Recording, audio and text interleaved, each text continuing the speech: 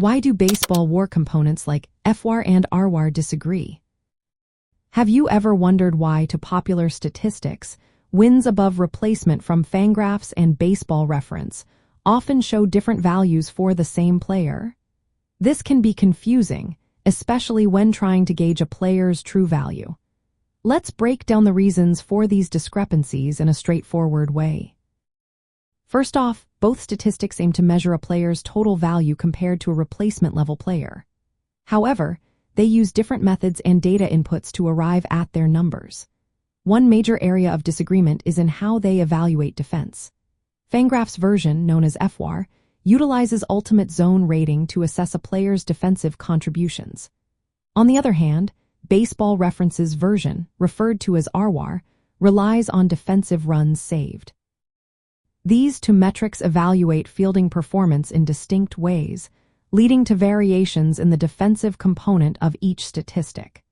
Since defense plays a significant role in a player's overall value, this difference can create noticeable gaps in the final WAR figures.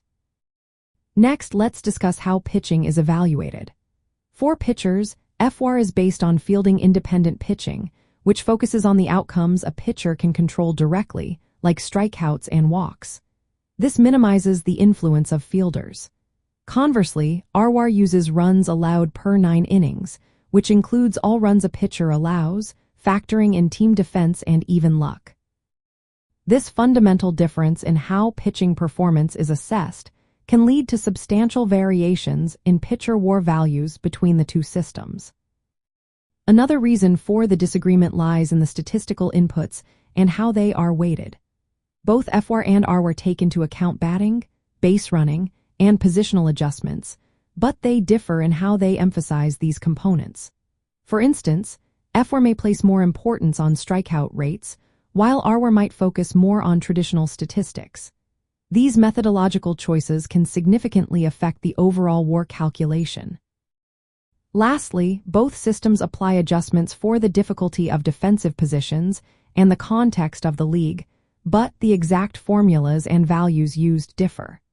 These adjustments can influence the final WAR number, especially for players in premium defensive positions or those playing in different league environments.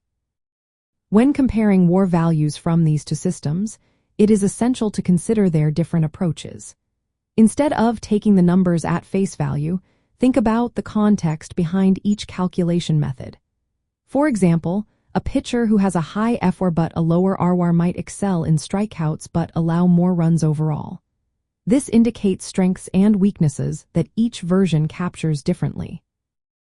In summary, the disagreement between fWAR and rWAR stems from their reliance on different defensive metrics, distinct pitching evaluations, and variations in how they weigh batting and base running contributions. Understanding these differences can help fans and analysts better assess player value in the game of baseball.